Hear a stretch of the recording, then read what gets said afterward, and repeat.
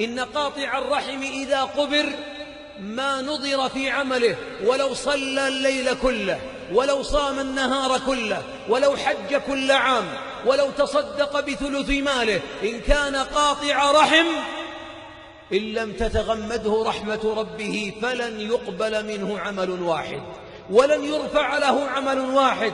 ولذلك نقول لأبناء الموتى، أبناء المتوفين: أصلحوا ذات بينكم وصلوا أرحامكم، وإن كان الوالد أو الوالدة مات أو ماتت قاطعة فاذهبوا إلى من قطع حتى يبيحهم ويحللهم، وأكثروا من الدعاء له، لأن قاطع الرحم لا ترفع له إلى السماء ركعة، لا ترفع له إلى السماء طاعة، ولو كان أكثرنا صلاة وصياما وقرآنا، ولو اجتمعنا كلنا وقلنا ونعم ما تنفع عند رب العالمين، لأن الله في كتابه لعن قطاع الأرحام وما لعن قطاع الطريق ولا السراق، لأن الله يغضب على القاطع.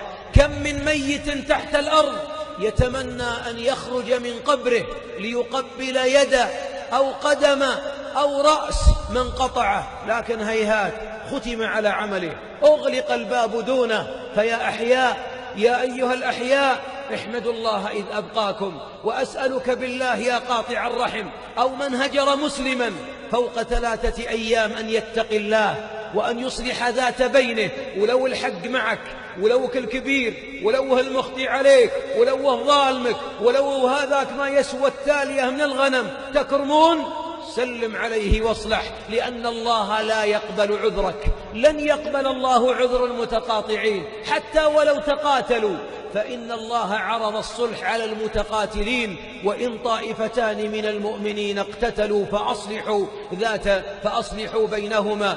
بل أمر الله بالصلح عمن قذف عائشة، فما دونها أخف وأهون.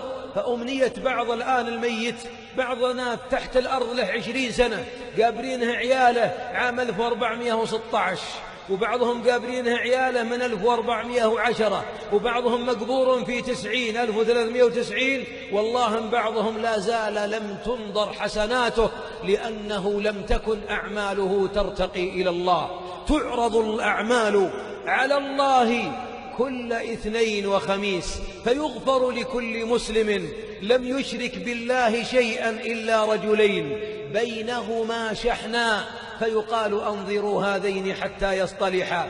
لذلك خذوا من الموتى عبرة، وأفيقوا معاشر الأخيار، أفيقوا قبل أن تنتهي المهلة، وقبل أن تأتي الحشرجة في صدرك، ويلتوي الساق مع الساق، وتشخص العين إلى السماء، وتنادي فلا يسمع صوتك، وتخرج روحك كأنما العروق قد جذب منها بشوك.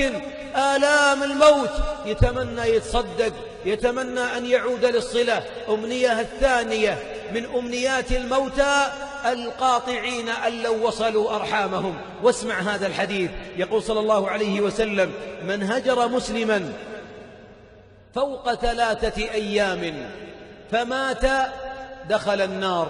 حسنه الإمام الألباني. وأنت خصيم نفسك.